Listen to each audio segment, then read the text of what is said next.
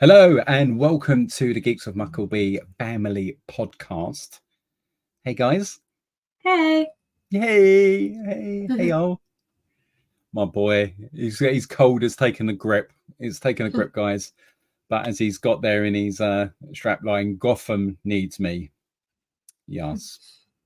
So how are you both? Oh, why couldn't I hear him? Can't hear Oliver. No, why was that? Did he? Oh, there we go. There we go. He's back in the room. There we go. How are you? Yeah, I'm good. Awesome. Pretty good. Yeah. Awesome. Yeah, go on. Sorry. No, I was just saying, if we wanted to get started on something, I found a website that tells me the average price of a white loaf of bread sliced at 800 grams over the last few years. He's getting straight in there. Okay. Oh, we'll come to that. So we have got Corpse in the house. Hello, Corpse. How are you? Okay. So Rose, how are you, my darling? I'm good, thank you. Awesome. So Oliver, why not? Yes. We're talking about the cost of living crisis because I feel like it is. I think it's one of those subjects that we're going to come back to because it is so vast. I mean, when we were talking about this during the week, and I was like, well, Rose, you're studying sociology, psychology, and business. So and Oliver, ties into a lot of that. It ties it right. And Oliver, you study economics, politics, and business studies. Right. So there's a lot there that kind of it all kind of folds in. All six is kind of into this subject. Rose.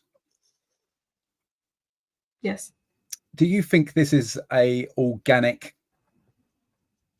situation, the cost of living? And what I mean by itself. Yeah, do you think it is something that has been naturally occurring? No. Actually, there was a news article I read. I didn't write about it or anything. I didn't note it down, but I think it was Jeremy Hunt said that it was all according to plan or something. That's been surfaced recently. So right. No, I don't think so. Okay. Because it's just been evident to me that every single time, like the war in Ukraine is blamed for everything. Yet prior to the war in Ukraine, the UK would never have believed it was so reliant on the stability of Ukraine. Does that make sense? That we are always talking about energy security and our own sort of, there's all sorts of stuff like that. That's kind of like, and I just feel like that's the current reason, justification.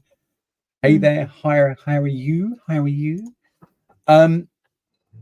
So Ollie, your cost of the loaf of bread. What? Let's go into that then. So just talk to us about what you've got there. A website that displays the increase over what period? I've got it's an actual government website. Right. It's it is the, let me go over to it. The Office for National Statistics. Okay, the ONS. Right, yeah. And it goes from 1971 in months, all the way up to February 2024, and it tells me. Okay, let's go for February 2024. What are they saying is the average price? About £1? Nope, higher. Really? Okay. Go on, £1.24. £1.40, 140 pence average in for 800 February, grams. Yep, of a sliced white loaf of bread. Okay. And 1971, what was it then? In January 1971, it was 10 pence. Wow. Right. And so so just kind of going along, Ollie, where have you seen the biggest spike? Where is like the major points where it's majorly spiked? Well, in January 2001, Yep. it was around 52 pence. Yeah. Then It's like so say that again. What year was that? 2001 January. January 2001. 52 pence. Okay, so that is that's 30 years. Yeah. Right. So from 1971 to 2001, it had like a steady increase where it levels off in places, but it doesn't really. I mean, think 10 to 52 pence. It's not too. No, that's big an 42p. increase. That's nearly a pence a year. That's like basically. It's not. It's just a steady incline. Yeah. And then from there, it really takes off. So we go to 2007. January, and it's already up to 90 pence. If you think that's that's 40 nearly pence.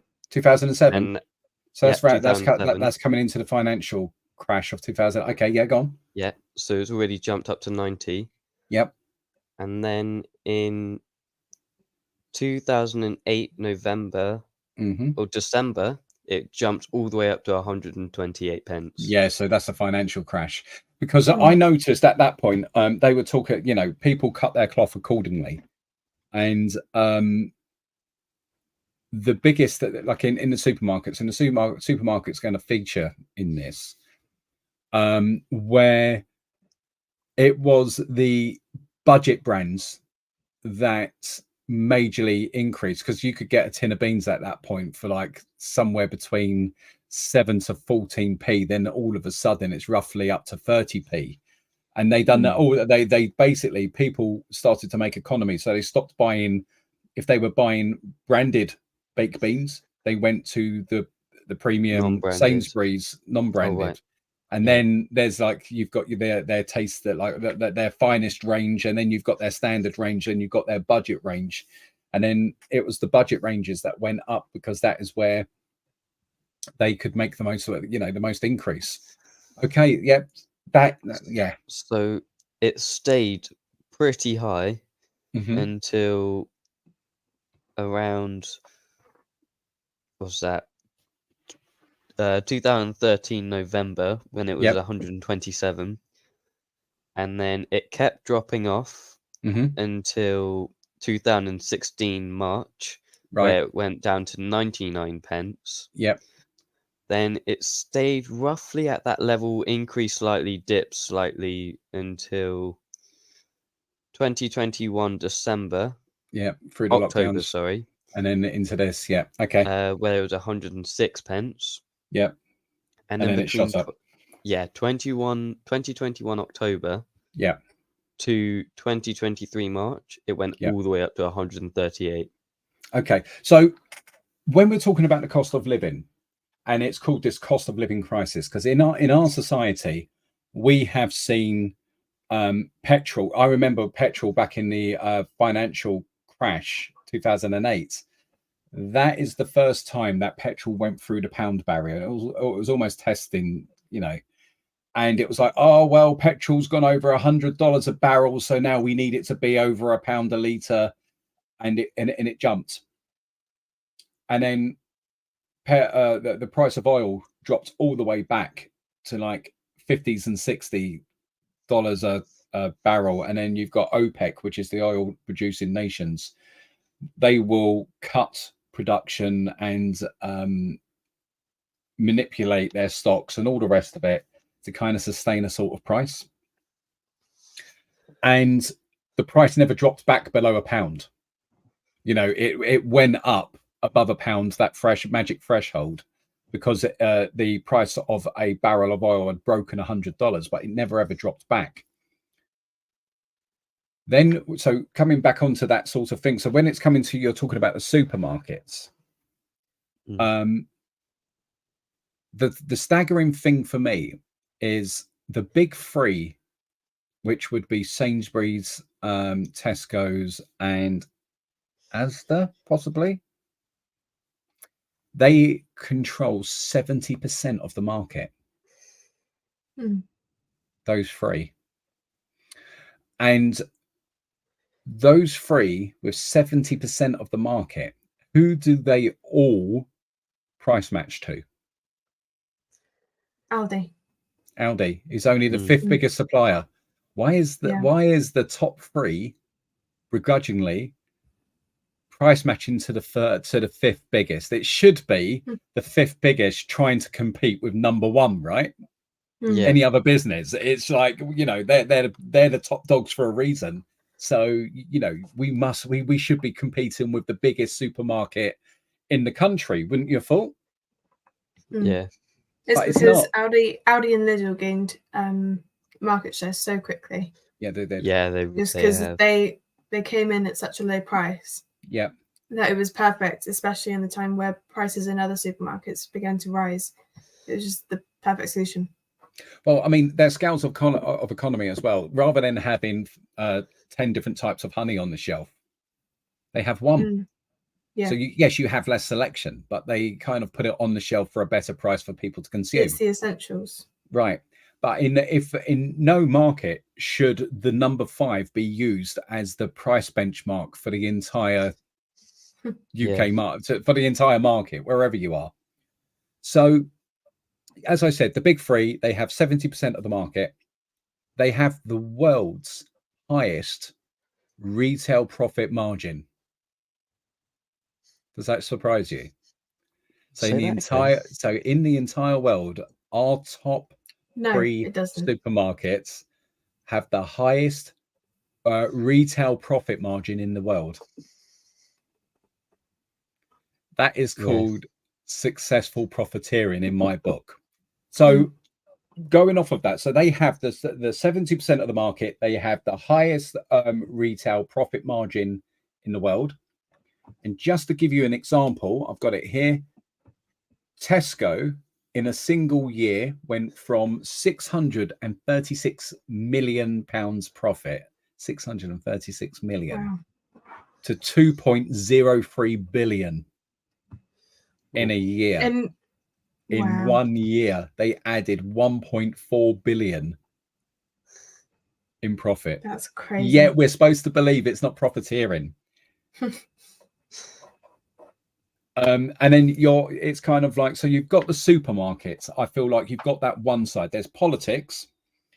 There's stuff like the supermarkets, which is kind of under the business umbrella. And then you've got the utilities, where again, British Gas in the first 6 months of, I think it was this might be last year,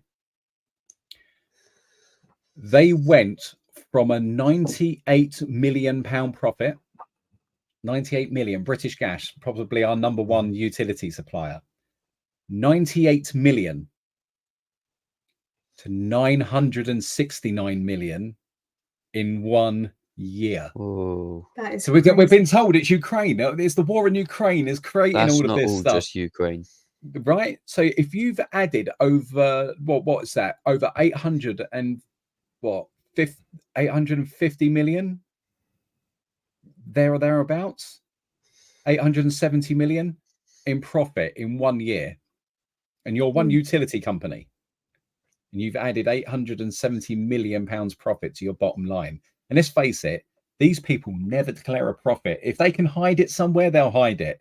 But it must be like every other cupboard can literally not hold any more cash to hide.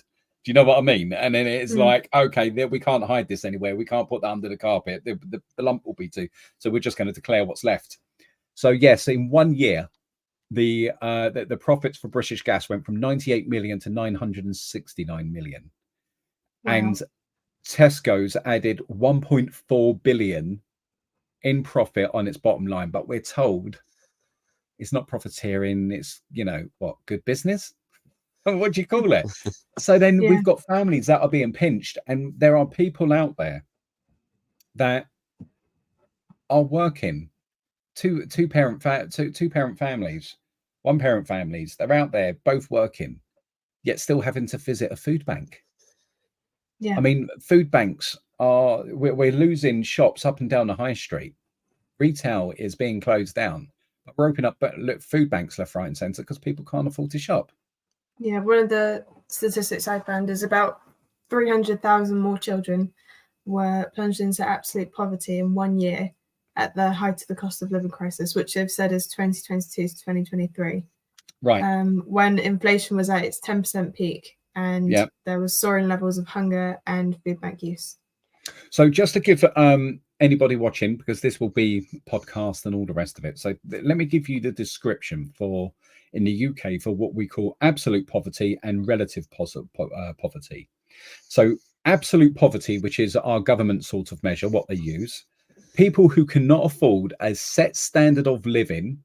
So the Department of Work and Pensions will be based on the average income of what it could buy in the year ending 2011, right? If income is 60% below this, after adjusting for the price increase, that is called absolute poverty. Relative poverty is the number of people whose income is 60% below the average income of today. Okay, so that one's a lot more straightforward. The absolute poverty is basically looking back and kind of adjusting for prices and making a calculation. It was declared on the BBC on the 21st of this month that we are currently at a 30-year high for absolute poverty. So we know that the standard of living is being recorded at a 50-year, that was on numerous media. Our standard of living is at a 50-year all-time low. Our taxation is at a 70% all-time high.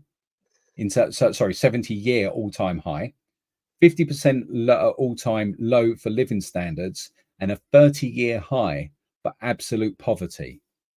I mean, can you get your head around that?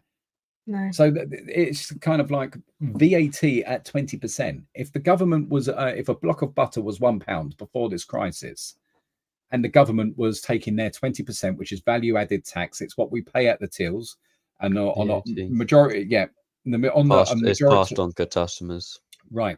So the majority of stuff we pay automatically up front. Let me just capture. We've got Matthew Purvis saying, "Hey, sorry, slightly late. Do not be sorry. You're here. That is good enough." And Corpse, I'm going to come back to this. Have salaries, incomes been rising in the UK in comparison? Essentially, not enough. Yes, but not in line with inflation. So people, and we've got fiscal drag in this country where the government allows for every individual to have a tax-free period on their earnings. It's currently just above 12,000. So you can earn the first 12,000 without paying tax, essentially. And that was that usually rises with inflation and all of that sort of stuff to allow for the cost of living. Well, they created like 3 or 4 years ago that they stopped the bands rising, so people are entering it earlier. So actually, there's fiscal drag where we are now further out of pocket, and it doesn't matter what sort of tax cuts they're kind of doing via one of the contributions. We're still worse off than we've ever been. So when you're looking at the government putting its pressure on, so sorry, I was giving you the block of butter, wasn't I? So yeah. if we are because of that, explaining to other people, we pay this VAT on our prices at the till. It's automatically there. It's a tax that's incorporated in the price. So if we pay that pound and the government takes 20% VAT, which is currently at, they earn 20p in the pound on that block of butter. But the block of butter's gone up to £3. So the government's now earning 60p in tax. And you've got to say, where on earth is all the money going? So that all of this pressure is on family.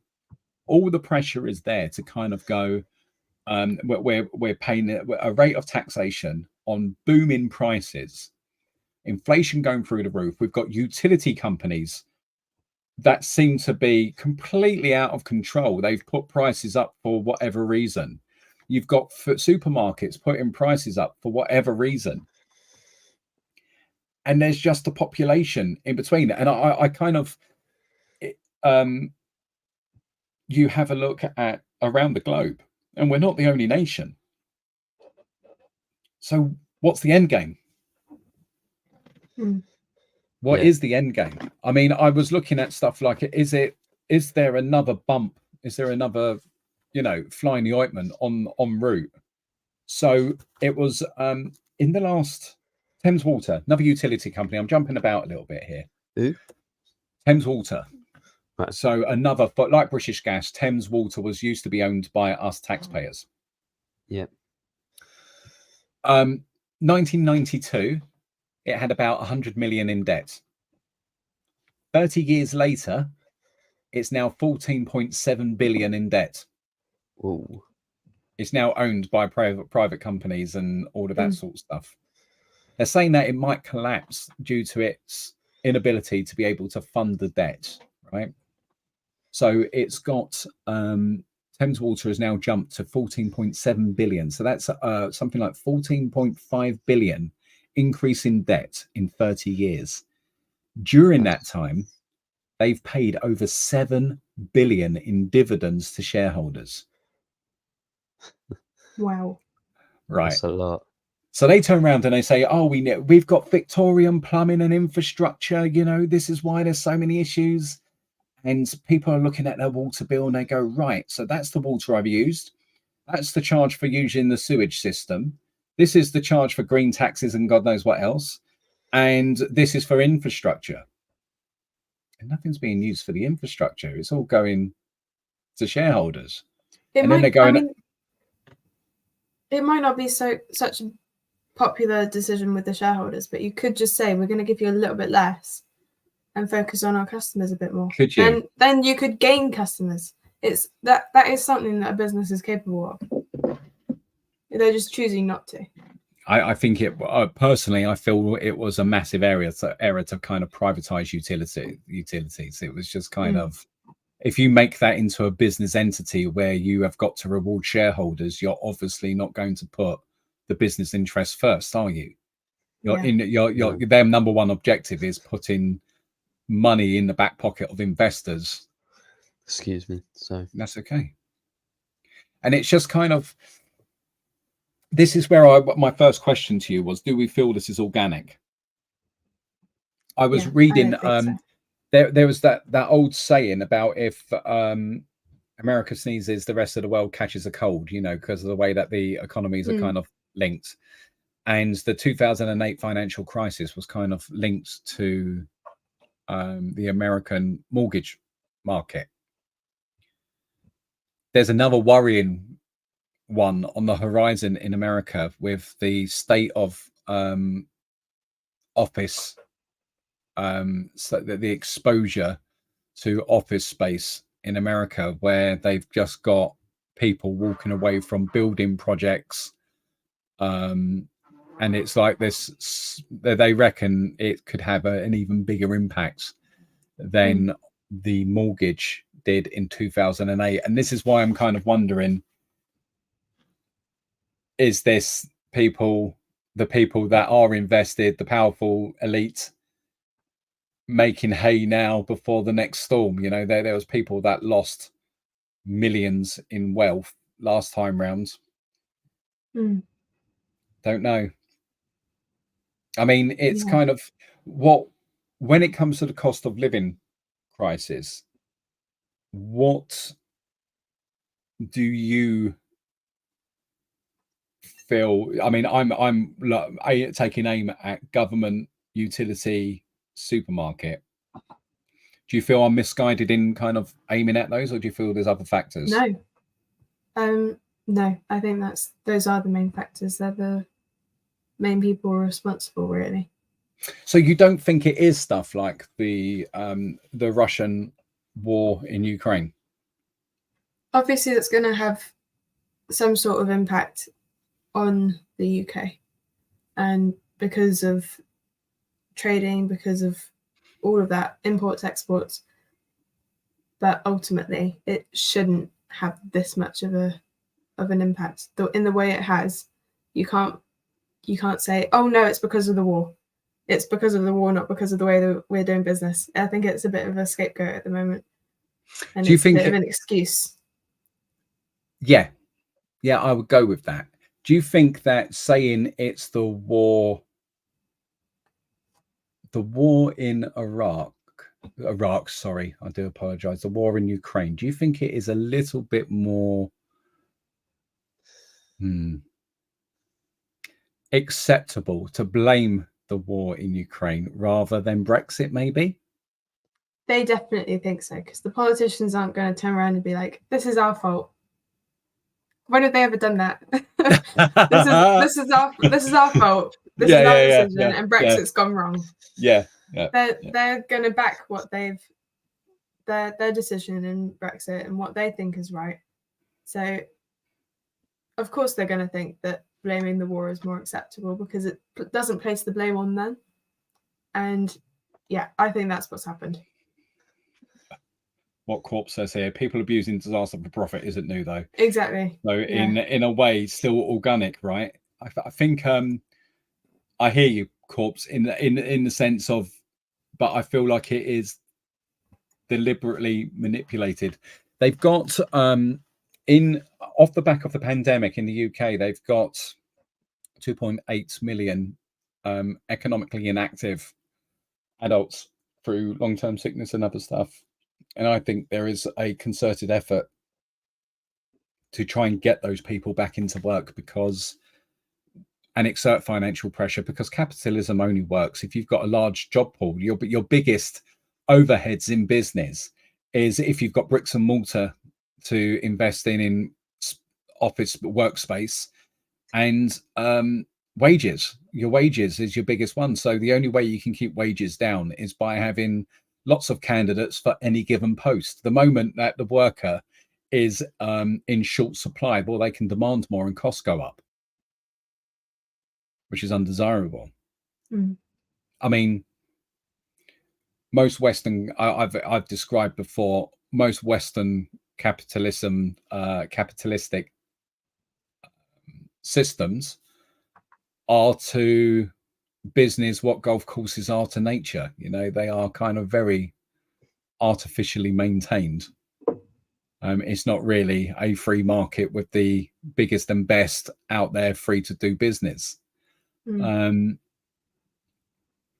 It's interesting that so just coming back to Brexit slightly. Yeah. When we are going around, because I still feel we are going around supermarkets and we're seeing issues. Yeah, like I would say no. I would say that we still see that sort of shortage on the supermarket shelves. Would you agree with that? Randomly, something will disappear, and it's like, I mean, yeah, that could just be the supermarkets we go to, because it is between like two that we go to, but it has been happening more recently. Yeah. UK there, Ol? Yeah. Surviving. He's surviving. Are you needing a lemon sip and a hug yet? No, not just yet. I said to Rose, Ollie, what if you was to kind of these excuses that keep coming? Oh, it's the war in Ukraine, and then it will no doubt be Israel's war in Palestine. There's always something. There's always something that it's the next thing and the next thing and the next thing. Do you feel Brexit or Ukraine is having more of an impact? Brexit, obviously. Do you? Brexit has had a much bigger impact on our country than the Ukrainian war has. Why do you say that? I mean, prices have gone up. I mean, we exited the EU. We broke all those trading deals we had with, and all of those. So the EU could create new trading laws with the UK because we're no longer part of the EU. And if we're going elsewhere, anywhere you're going to go, it's going to be more expensive to buy products now because you could get them for so much cheaper than just being part of the. I was about to say trade union. It's not a trade union, It's but not. the trading, the trading group of the EU. So obviously that's going to have a much bigger impact on inflation because they're buying more and they don't want to pay that, so they're just going to try and pass it on to the everyday person through increasing the like businesses will increase the prices because they don't want to pay it. No. So they'll get the people to pay it.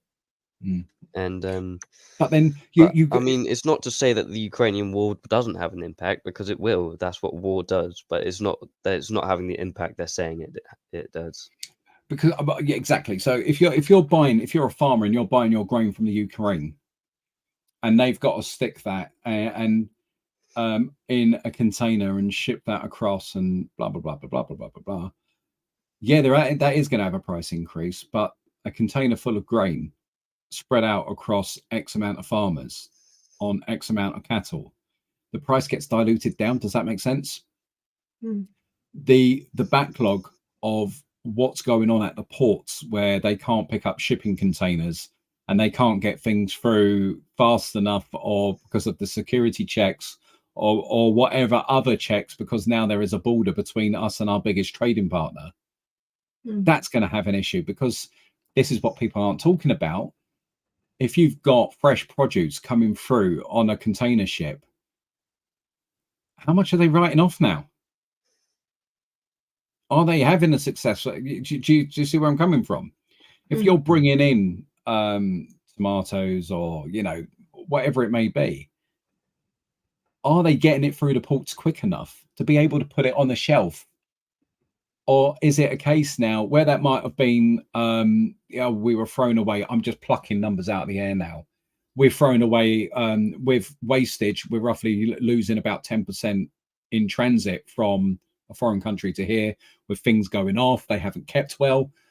When you've got a delay at a port now, what's the attrition rate? Has that gone up? And is that what's actually impacting prices? Because there used to be lots and lots of buy one get one free deals on fresh veg and fresh fruit and all of that sort of stuff, and they're dying off. And is it kind of a case of, because when Tesco's brought 100 tons of oranges, truth is they only need to sell 20 tons to cover their costs. The next lot was all profit, so they could offer good deals and they could do this, that, and the other. But if you can't get the container ships, and if you can't get enough on a vessel, what's happening to you? What is happening to you? Is that another part of why we're seeing this sort of, and if you are trying to export or whatever it may be, is that barrier now between us and Europe, is that what's causing issues? More than what we're being told. And then it's very convenient, as you said, Rose, you succinctly said, when have we ever seen a politician hold his hands up and own a situation and say, we got this wrong? Because I would respect that so much more, because everybody makes mistakes. I make mistakes, you guys make mistakes. Rather than backing themselves and saying, oh no, Brexit's given us independence.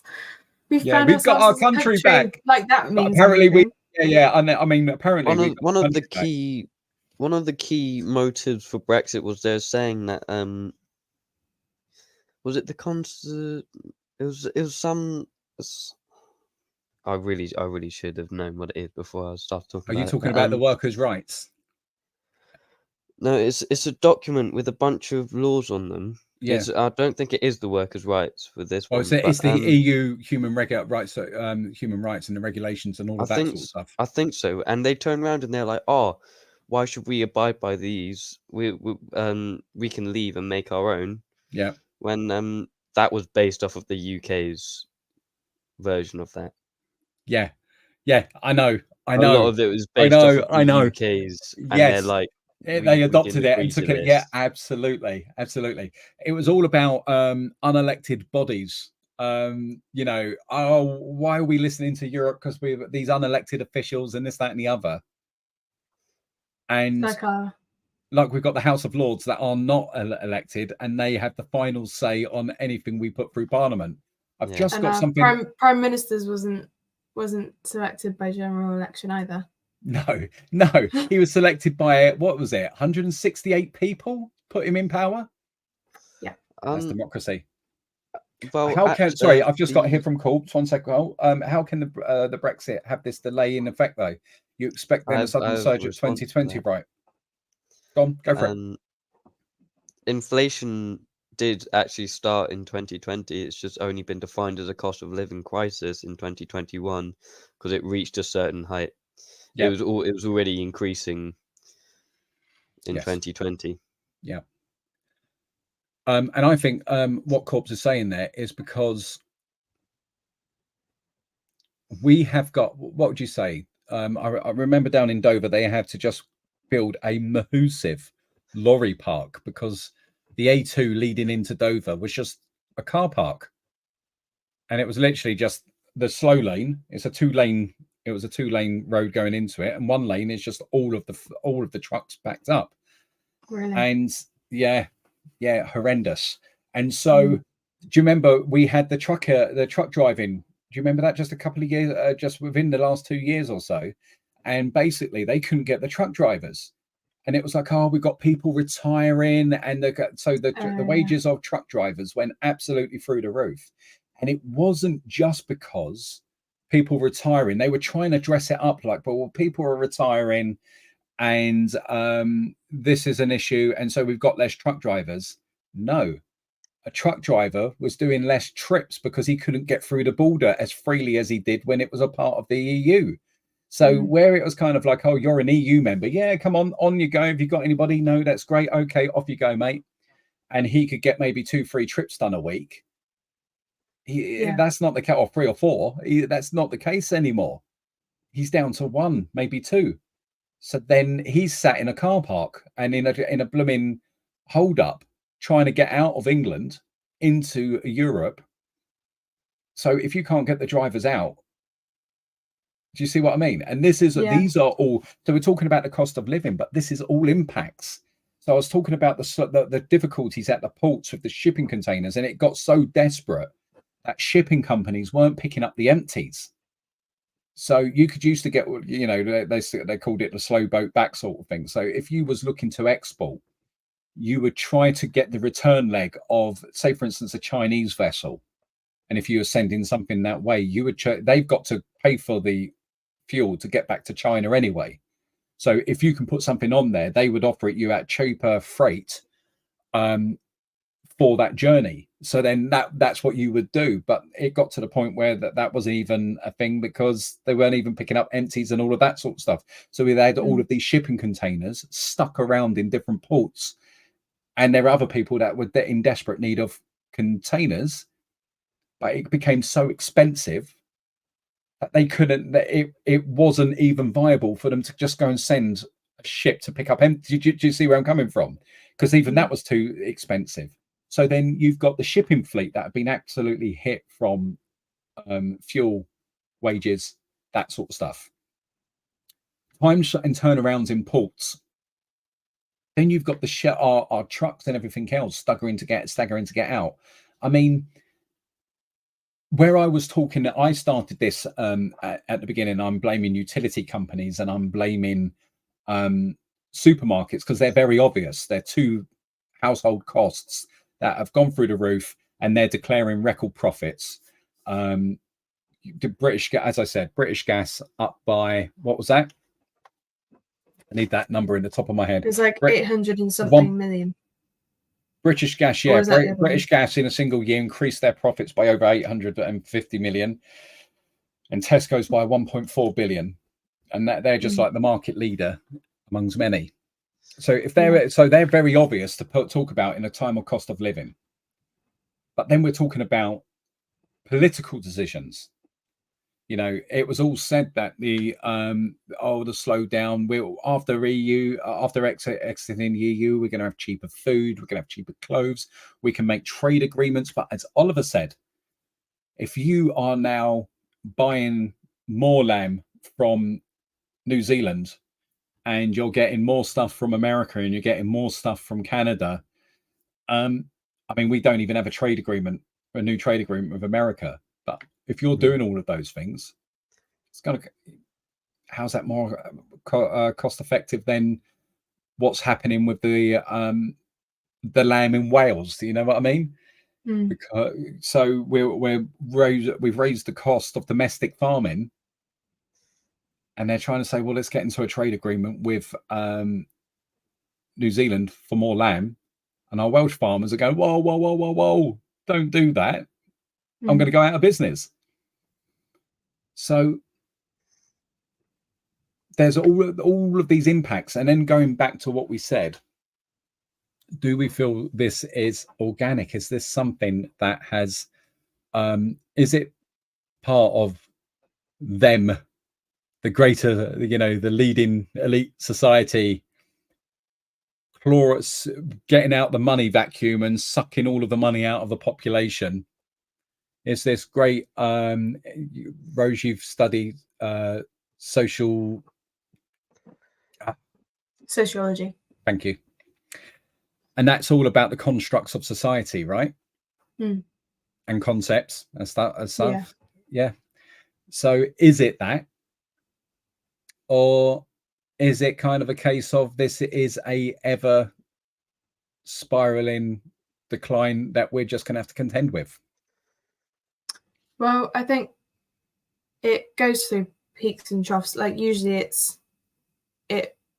we'll hit inflation and then it'll plateau and then it might go down a little bit, but it's unlikely.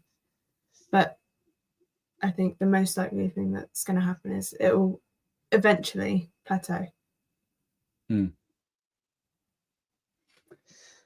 Just as another question. You two are, I don't want to put words in your mouth. Your next stage for you both. Next stage in uni for me. Uni. Ollie? Uni. After uni, what are you hoping?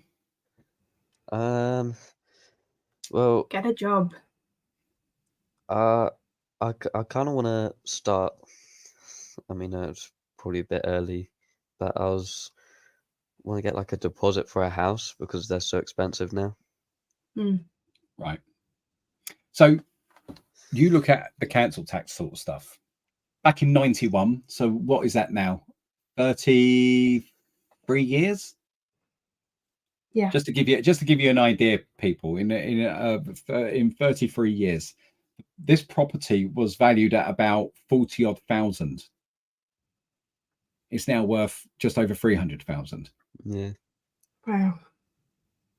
And that's crazy. you right, and so you think about how much that has gone up. How do you guys even go about making that happen? Do you know what I mean? Yeah. And this is it, because there is that kind of that's the issue, isn't it?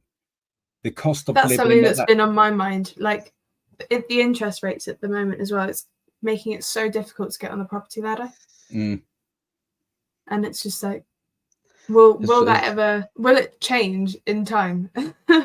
It's why you still have people in their late 20s still living with their parents, and you have people in their younger than that just leaving the country altogether because it's cheaper to go elsewhere. Right. So then you get the brain drain. There's actually places in the world that will pay you to live with them. Yeah. And I've seen some of these places. They look pretty nice. So yeah, no, I've seen some. I might be going to Italy. Is Italy one of the countries that are? It's not Italy, but I think it's a country, like an island off of Italy, or it's Sicily. An area in Italy. Italy. No. Or it's somewhere. There's like an island in the Mediterranean. There's all sorts of places, and they pay you if you're within an age bracket to just live there, because they've got either a declining population or an aging population, or they just want more people to live there. I'll be your manny. I'll come there. I'll keep your house clean. I think that's awesome. So it might come down to that in the end. That'd be pretty cool. What? Don't tell your mother. Don't tell your mother. She'll have heart failure if it's like, oh, my babies. I want to be around my grandbabies. We'll only tell her. Well, she can come as well, can't she? Black Death, how are you doing? Oh, he said, damn, Oliver's got a man's voice now. Yes, he has. He has. Oh, I've missed one from Corpse. Corpse has got also here in Holland, we have a cost of living crisis too, yet we're still in the EU. I don't expect Brexit to have an impact on our import. Brexit shouldn't be I would be surprised if it would, because of I don't know how much the UK is of a trade partner to Holland, to the Netherlands. So I think the cost of living in what we're feeling in general, this is what I was trying to be a bit kind to the situation when I'm looking at other factors. But it feels like all populations, because I know the Americans are going through something similar. They are being squeezed. They are seeing the same sort of increases as well. So it's obviously outside of a regional political system. Mm. I mean, you look at Jeremy Hunt, our Chancellor, was talking. He gave a speech to business leaders talking about the need to be a low tax society, leading to lots of speculation that he's about to cut taxes. Then the World Bank that evening was kind of like, I don't know how they could be thinking about cutting taxes. The very next morning, no, I'm not cutting taxes. Well, It's the thing like, is, low tax rates tend to be like a competitive advantage for global businesses, because you want to be doing business in a place where taxes are low. That's why like India's got one of the lowest tax rates in the world, and that's why so many people, like, that's why they're so incorporated in the globalization of businesses, because they've got those tax rates that are so low, and it's a competitive advantage. I don't like, yes, they're making profit off of it, but don't they want, especially after Brexit, when all of those trade agreements are kind of like thrown out the window, surely they want to lower their taxes to bring more global businesses into trade with them. It would just make more sense. I don't know, because that was one of the things that the Europeans were worried about upon exiting, about the UK just kind of turning around and saying, okay, we're going to slash corporation rates and this, that, and the other. And I think that was a part of our exit agreement, that we wouldn't do certain things like that. I'm pretty certain that there was, because the city of London, the stock exchange is what FTSE 100 is one of the biggest in the world, one of the major markets, and I know that was a major concern. So, yeah, I'm pretty sure that was in an agreement that we wouldn't do that.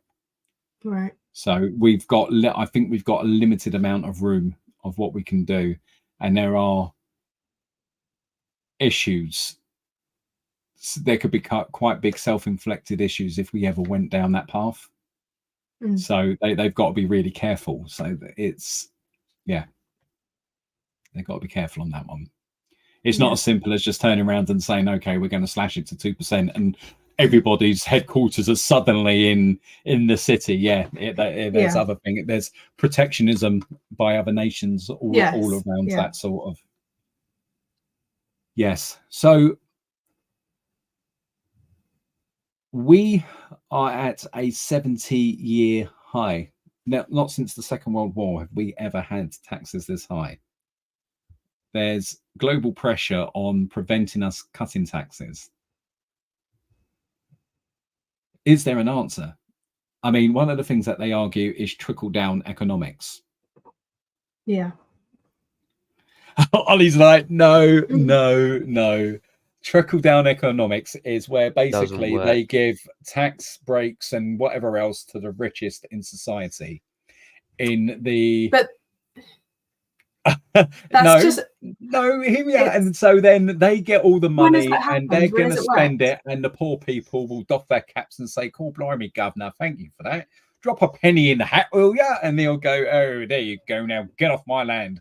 You know, and it's, but I don't know. It's something like that, where trickle-down economics, they reckon that is the route to go. Oliver, you shook your head. What's the matter? Trickle-down economics doesn't work. By cutting taxes on the super rich and businesses, it does not mean that the working class and everyday people gets more money. It doesn't work like that. We in economics we watched a video. A video. You Yeah, watched a video, Rose. Gone.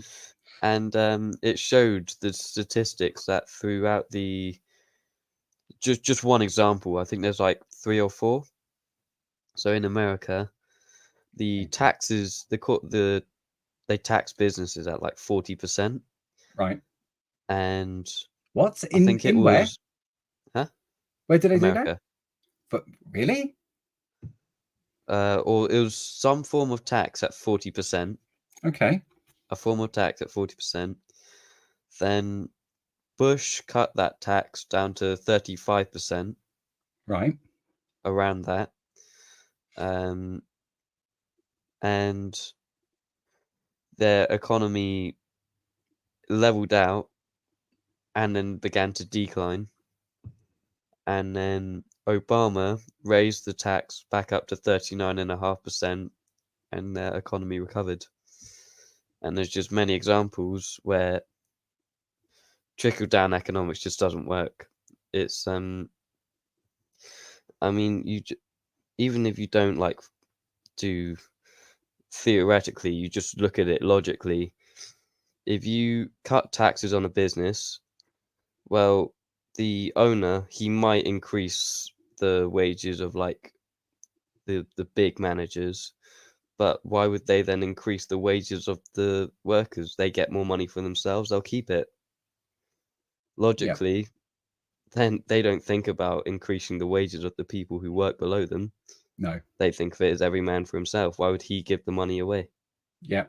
Yeah, if trickle-down economics actually did work, we'd see evidence of that already, because the richest of the rich, they have loads and loads of money. They're not experiencing problems with the cost of living crisis, not like the rest of everyone is, and they're not putting money back into the economy. And even if they were, the rate at which their wealth is increasing, that's going to carry on way quicker than them putting money back into the economy is going to help everyone else. Did that make sense? In my mind, it made sense. Yeah. I mean, if 1 million people felt better off, more money, and you're creating disposable income for more people. So if you give 1 million people a pay rise and they have more disposable income, and I mean they have money spare after meeting all of their overheads, that would benefit your local businesses and economy surely more than 100 people, because we're talking about the extremes here, or 1,000 people being extremely well off, right? Because if 1,000 people are extremely well off, well, the Ferrari dealership is going to sell a few more Ferraris, and it's going to be like, but is that really going to have that much of an impact on overall society? No. Supposedly, by giving more money, allowing businesses to have more money, they will take that money and then they will reinvest it into their own business, invest in research and development, in technology. Their business advances, it moves forwards, then that benefits the economy more because they're able to make more, they're more efficient, all the rest of it. But that doesn't happen. So I've just got a comment here from Black Death, and he says cost of living is rising as far as I know in the entire West, and I agree. But how is the housing market in the UK? In the Netherlands, you need like 20% in savings to be eligible for a loan on a house. That's crazy. 20%. It's not quite. I think we're about 10 to 15. Yeah. If you want to rent, you'll have to go on a waiting list, as renting is very expensive. I hear you, my friend. It is. It's not too dissimilar. And that's kind of right now. We've had 14 years of a right-wing government. Yeah. America has gone left, right, left. left, left, right, left. In that time, I'm not sure what Macron is. Macron right or left? I'm not too sure. Don't know. China is China. Russia is Russia. It's look, Oliver's gone processing. Are you actually searching it right now, Al? Huh? Macron? Yeah. Where are they? Yeah, the French Prime Minister or Premier. Is he right or left? I don't know. Got a feeling he's left. He's got to be left. Because you're always hearing about the far right in France being defeated, right?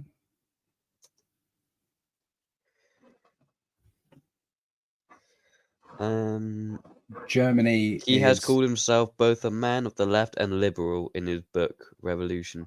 Okay. And then you've got Germany, that I'm pretty sure she was left wing.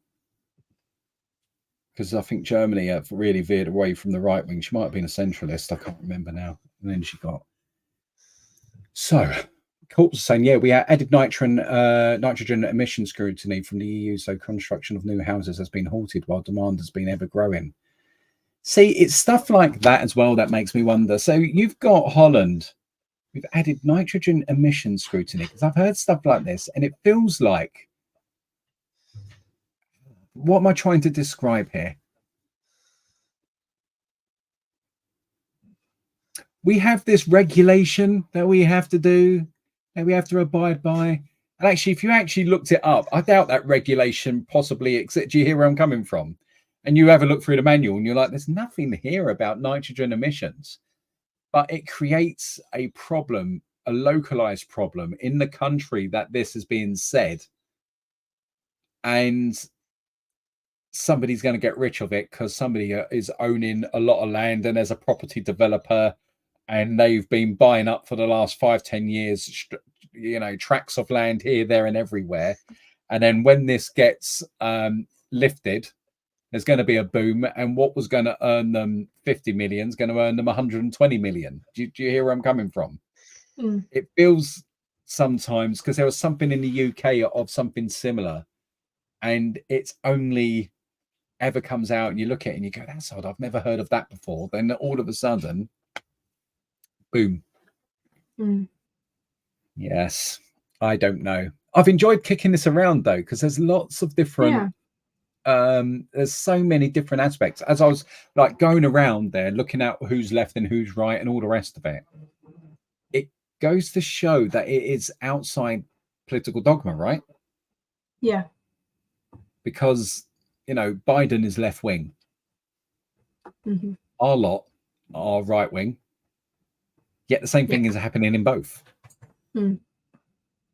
So where you study sociology, it's all about mechanisms and all the rest of it. So there is obviously a mechanism above that.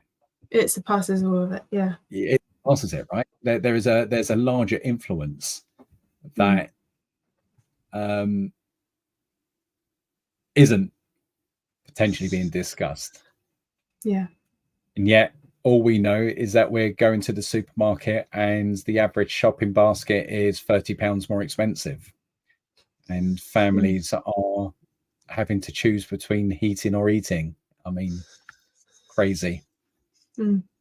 So Corpse has put here, as a 23-year-old student starting to look for an apartment, it's disheartening to search for housing options. I know, because I've been thinking about the same for Rose and Oliver. We're looking to kick them out as soon as possible. No, I think it is just kind of a case of, you guys know where me and Mum are at. It's if we can keep you, this is your home, and you save every penny that you can, and if that's what we can do for you, then great. Because it's getting tougher, and so doing your degree and your career path that you're possibly taking can only add to the robustness, hopefully, for your financial health. That's kind of where it's coming down to, isn't it? What is your prospects like for earnings, for stability of employment, and the ability to kind of make that next step forward. Yeah. I mean, worst comes to the worst, then we have to empty the shed, and in 5 years' time, that's where Oliver lives. I mean, I'd be okay with that, I actually. can see that. As long as you there'd just be an insulate it. extension cord. Yeah, I was gonna just an extension cord running from the kitchen to the shed. Yeah, that's Yeah, I'm yeah. okay with For the that. PlayStation. With the place. Yes, yes, yeah. I could live in the shed. Oh, don't. Do you know what? Right next to Monty. I feel like we've done the serious bit, hopefully, but it's guys. Let's Rose, populate Oliver's shed. What do you put in there? What do you reckon he needs? Ooh. He would definitely have a shelf. I know what I put in there. 1 minute. Star No, Wars. stop. I'm going to get you to populate Rose's. We're going to put her next door to you. You're going to be neighbours. Okay. He would have a shelf with his Star Wars Lego. Right. And a Mandalorian helmet on it. Yep. A shelf doesn't suffice, but The PlayStation. Right. Yes. Yes. I don't know, how much can you fit in a shed? Hey, this is we didn't stipulate the size of the shed. What else is in there? So far, he's got a shelf and he's got a PlayStation. He's going to need the TV, I guess. Yeah, TV. or a TV monitor. takes up one whole wall of the shed. Yeah, right. Maybe a fold-out bed. Fold-out bed. Cool. It doesn't just need a a bed, just a mattress. mattress. Yeah, I know. I saw that. Yeah. Go on. Yeah, I don't know. Does he get a fridge? I don't know. Oh yeah, sure. You're the designer. Have a What do you mean you fridge. don't know? Oh, No, I thought I'm I've- like, if he had a shed, what would he put in it? Not like No, I'm giving you're him doing stuff. it for him. What does he need? You know Oh. him. I've actually thought about this before, by the way. I think all he would need is his PlayStation, a fridge, and a bed. Ah, thank you, Corporal. That's it. I think And a that's all TV, he would because need. otherwise a PlayStation TV. doesn't work too well. He'd be Yes. plugging it into and like go boop boop boop. Mhm. Oh, I've just dropped another 20 bomb. Okay, Rose, I go on, Ollie. Can I quickly let you know how I would lay that out? What, 'Cause I thought about yourself? this before. Yourself or Rose? Myself, and then I can do Rose. Go on then.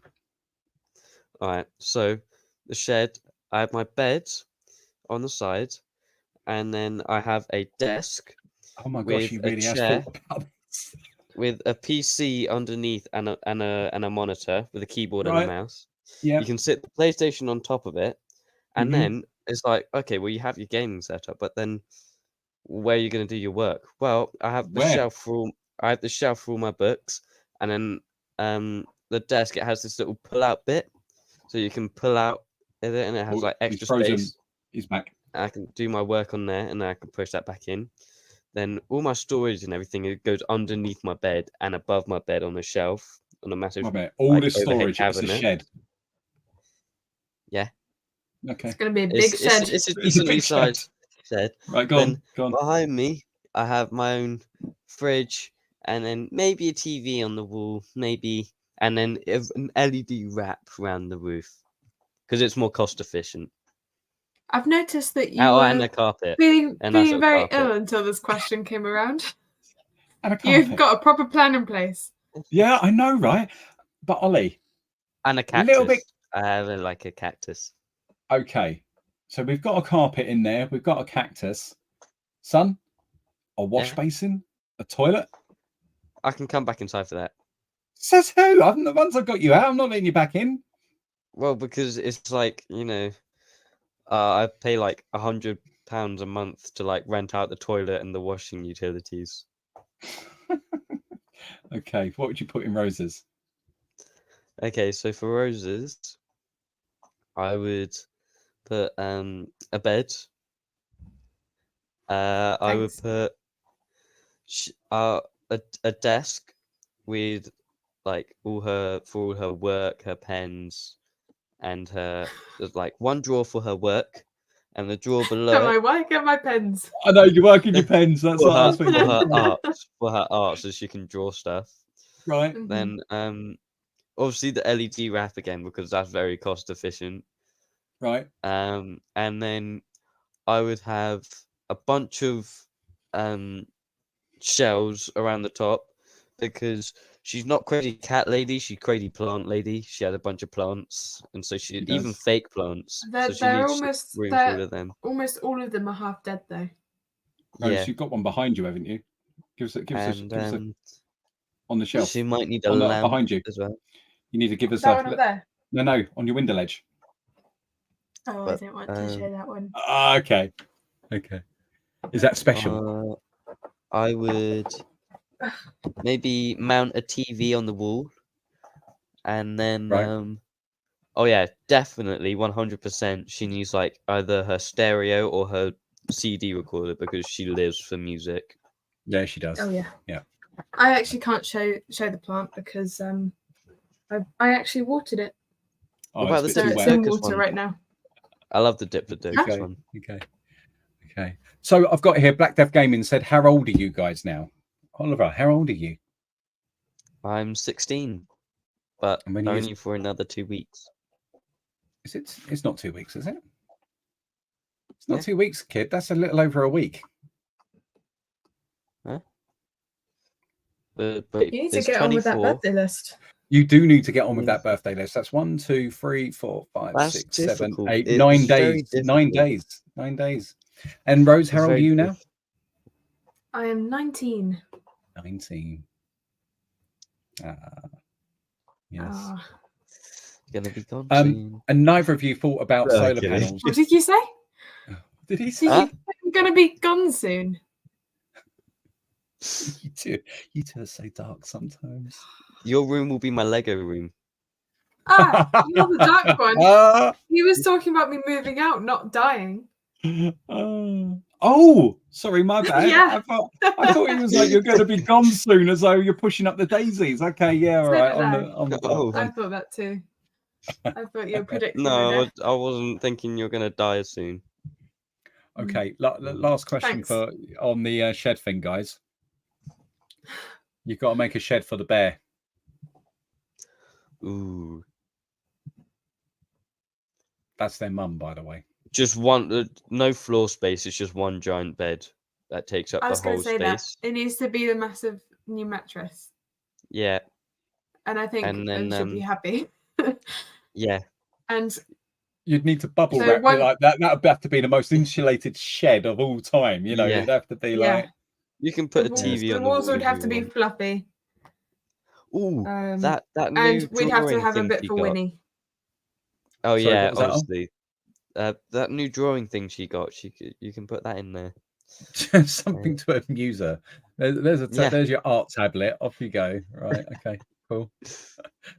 Yeah. And you know, like a disco ball, just for a bit of sparkly on the top, so you can swirl it. And she's Yeah. got like the lights. You know. And a radio with Yeah. a country music station. She would have this great big mattress, and you'd be like, "So, are we sharing the shed?" And she'd be like, "No, that's for Winnie."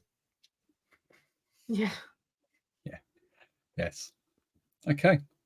Well, I felt like we needed to bring a bit of brevity to it after the blooming depressing It's all talk doom and of gloom at the moment. it is, isn't it? Even though one of the things, I didn't actually say this earlier, but one of the things I found was Andrea Leadsom, who's a Conservative MP, claims the cost of living crisis is ending and everyone has cheered up. That's not true. That made me Is this the laugh out loud. latest? Is this the latest thing they're going to try and stay? Oh, Yeah, it's over, apparently it's all people. over. It's all over. Woohoo! You can be happy now. I think, regardless of whether I like to think I'm a centralist, I will harangue whichever government is in power. I do lean towards the left because I believe in people more than state.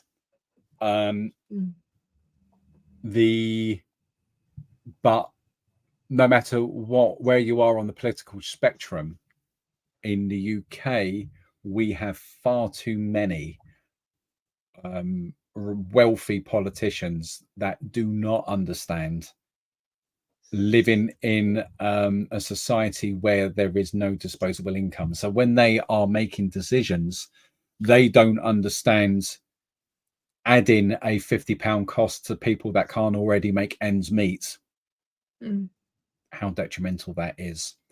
Yeah. And so that is millions in our society that are struggling to feed their children, to feed themselves, to heat their houses, to kind of meet the basics of that you would expect. And then you've got different layers on top of that where people are just scraping by. And I think they do not understand. They can't, when they're millionaires and, you know, they've given themselves a pay rise to 100 grand a year plus expenses and everything else. There's no way that they can understand what it's like being an ordinary person. They can't. It's impossible. And so this is the problem. When they come out with idiotic sentences like that, the people they're talking about, if things keep improving, it's the people they've surrounded themselves with. Absolutely. And so these people are not going to fit. It has to keep improving, and they might feel a difference in a year's time if things keep improving. It's not going to be now. And it isn't just because you're trying to make this the latest soundbite. It's like, well, that's kind of them sitting around saying, oh no, it's all too doom and gloom. We're going to have to put out a more positive message. It's over, people. It's all getting better, you know. So here's what Corpse is saying. So tax the rich, ? Raise the incomes. Force fund companies to present productive services at affordable rates. Prices, sorry. What would be the possible solution in the current system? For me, capitalism only works if everybody is taxed correctly. Would you agree with that? Like, I mean, if you are allowing those that benefit the most to pay the least, like Rishi Sunak, the Prime Minister, managed to pay 23% rate of tax, yet he's earned millions. Anybody on more than 150,000, I think, is paying a 50% rate of tax. So if they're paying 50%, how's he pay 23% on millions? That's not right. Yeah. And I know it's kind of like, oh, well, it's this sort of income and this dividend and this and so they do it in a certain way so they don't get taxed properly. But that's the problem. That's the problem. If your bank balance has increased by X, regardless of how you want to dress that up, your rate of tax should be Y. And that is it. And so it takes away all of the loopholes, because then it's fair for everyone. If the poorest in society are being taxed at roughly 30% or something like that, when it is, I can't remember what the rate is, when it's your national, 30%. It's 20% roughly, 22% income tax and 10%, 8% national insurance. So it's roughly 30% or just over. So if that's the rate for the poorest, shouldn't the burden get more? It shouldn't be that somebody on million, if you're earning 20,000 and you are going to get taxed at a rate of 30% odd, somebody earning millions and has increased their wealth by a million shouldn't be on 23. That's just crazy.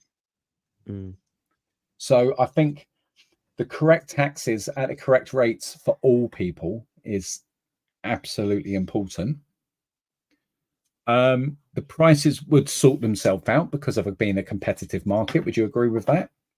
If you want to charge £5 for a loaf of bread and you're the only one charging, people are going to shop where it's affordable, right? Yeah. So fund companies to present products and services at affordable prices. I think that is down to natural competition. I think it comes down to not allowing money to escape the system. That's where I'm kind of with it. Yeah. I mean, a lack of competition is what allows companies to drive prices up. Yeah. I mean, I was thinking now, because something that I found out, there's got to be something that they're doing wrong in terms of how they're spending the money. Sorry, I just saw myself going. I've got Winnie down here tugging on a toy. Sorry, Ollie, I interrupted you. Sorry, go. Oh,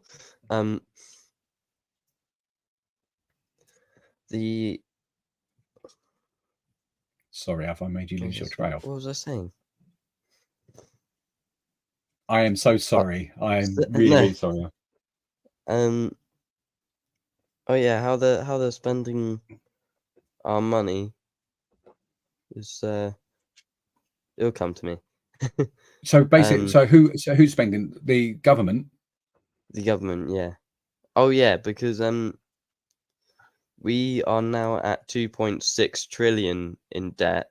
No, as of at the end of February 2024, we were at 2.6 trillion. Sorry, 2.6 trillion pounds in debt. What's that? 90% of our GDP.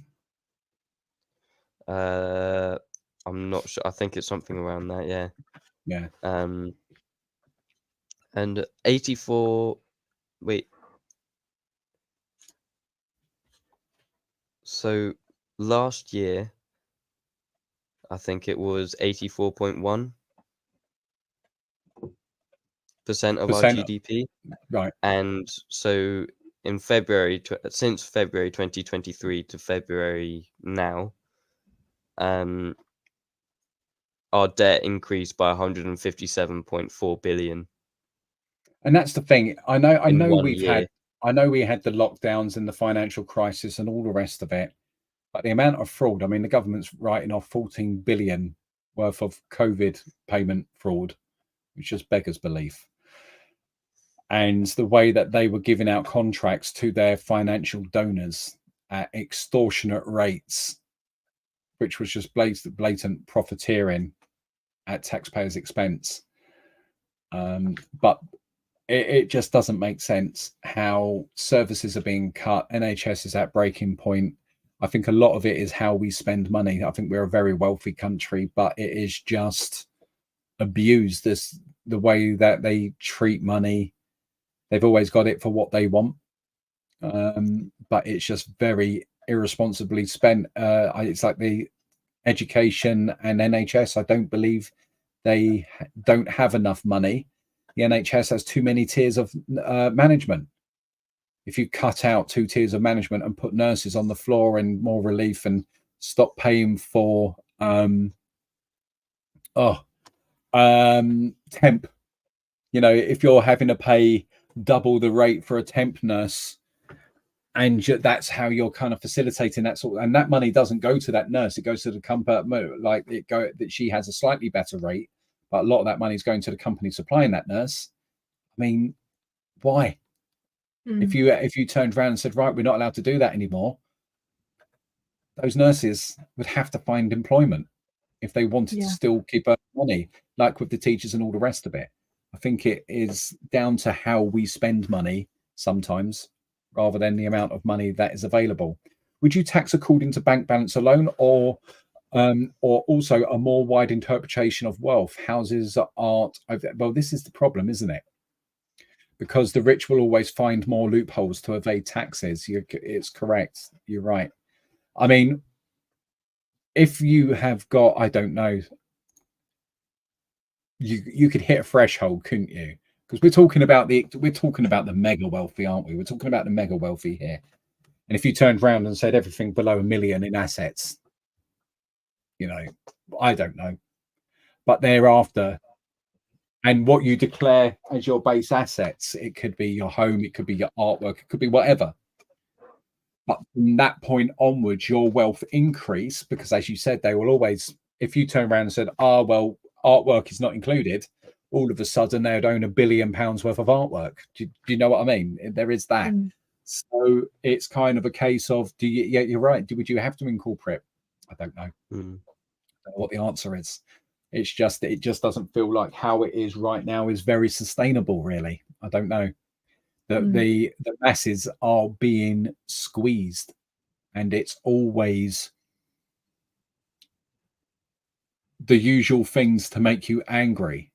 The foreigners over there, the immigration here, rather than focusing on the actual problems, There's always something else to distract you from the problem, isn't there? Right, guys. Is there anything else that you came across that you wanted to discuss? I found a cool fact. Go for it. Let's have this cool fact. 1 minute, and we'll let chat decide if this is cool or not. Okay, it's Harry Houdini's 150th birthday today. Okay. Yeah.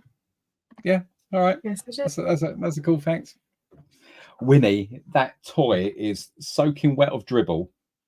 Ugh. I know. She's giving me a bath here. Thank you, What's she Corporal. doing? See, Definitely was cool. cool. Okay, it was cool. Well, people, thank you very much for tuning in and being with us. It is always a bit of a rambling conversation with us. It's going to be the next couple are going to be a little bit more lighthearted.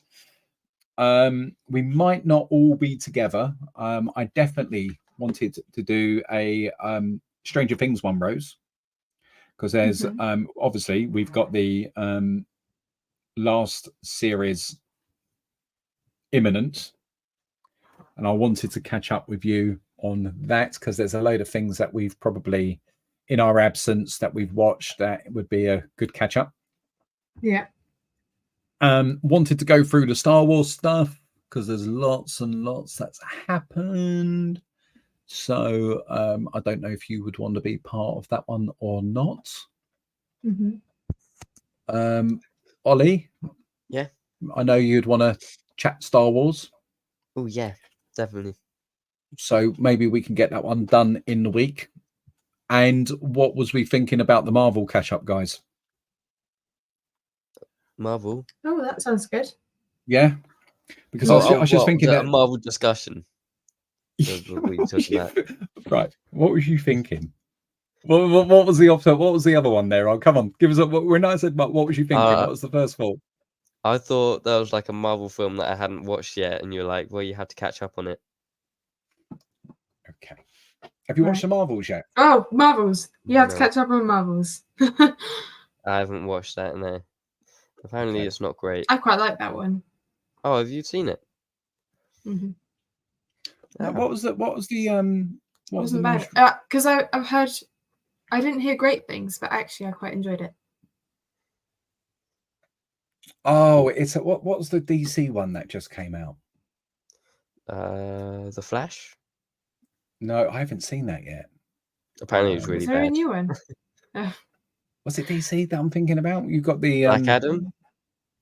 Haven't seen that yet either. Oh, come on.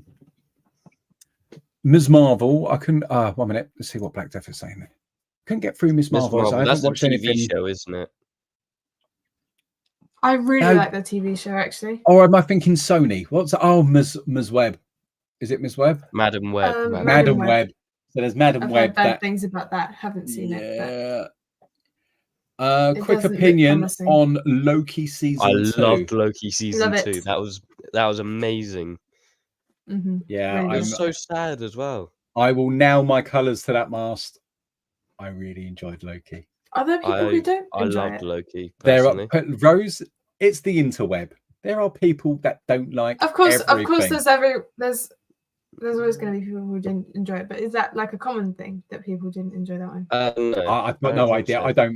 I'm pretty sure the common opinion was everybody loved Loki season 2. That's actually my favorite Marvel series. Do you know what, Rose? I'm in complete agreement. All the series, it was the best. Yeah, I am. 1 minute. Let me just pull up Marvel series. I have so much to say about Marvel. Yeah, same here. We should do that for the next one because. Okay, could we do that maybe? Could we do that maybe Wednesday? I was thinking next Sunday. Next Sunday. Okay, we could prepare for that. So we've got Loki, Moon Knight, Marvel Runaways. When's that? Is that I finished watching Moon Knight. Moon Knight was good. Okay, you like Moon Knight. Secret Invasion, I thought was awful. I haven't seen it. Well, not awful. Was it awful? Yeah, it just wasn't. It didn't captivate. It didn't reach me, particularly as Secret Invasion from the comics does. Oh, the comics are so cool. I've read that. Yeah. Echo. I've not watched Echo yet. No, I haven't. X-Men 97. I haven't watched that yet. Let's have a look. Sorry, people. I'm just having a look. Agent Carter. I enjoyed the first season. Inhumans. I Absolutely haven't not. seen that. Daredevil. I enjoyed. Jessica Oh, Jones was I love okay. Daredevil. Luke Cage was not okay. Iron Fist was not okay. The Defenders was okay. The Punishers was okay. Runaways didn't see. Cloak and Dagger didn't see. Hellstrom didn't watch that. And then we got WandaVision. Okay, we'll save all that. We'll go through it. We'll go through this. Yeah, we'll go through it. We'll go through this. Yes. So we've got Phase 5 Cinematic Universe and television series. We've got Eyes of Wakanda, Agatha, Your Friendly Neighborhood Spider-Man. Is that actually a TV show? Okay. That'd be pretty cool. Daredevil, Born Again, and Ironheart. But I don't know what's been scrapped and what's not. Okay, cool. I know they had to restart Daredevil. Okay, so maybe Ollie, we'll do the Star Wars one on Wednesday. Yeah. Yeah. And we'll do the Marvel one Sunday. How does that sound? Sounds good. Sounds good. Cool. Okay, and Corpse agreed. Secret Invasion was very boring.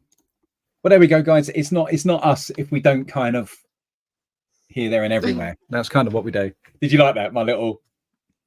Like, how can I not get this right? I tried to go in front of the camera and I'm like over here somewhere. Okay. Well, I don't mean to cut you off, guys. Is there anything? Are we all done? All done. All done. We're done. We've done it well. Okay, cool. Well, everybody, thank you for spending your Sunday evening with us. Me and Ollie will be back on Wednesday discussing the heck out of everything Star Wars. Everything Star Wars. So there is some real bits to get into on that one, Ollie. Yeah. And then we are back a week, 7:00 Sunday, with our family discussion regarding Marvel. So just the last few. Thanks for the stream, guys, and Shed discussion was immense fun.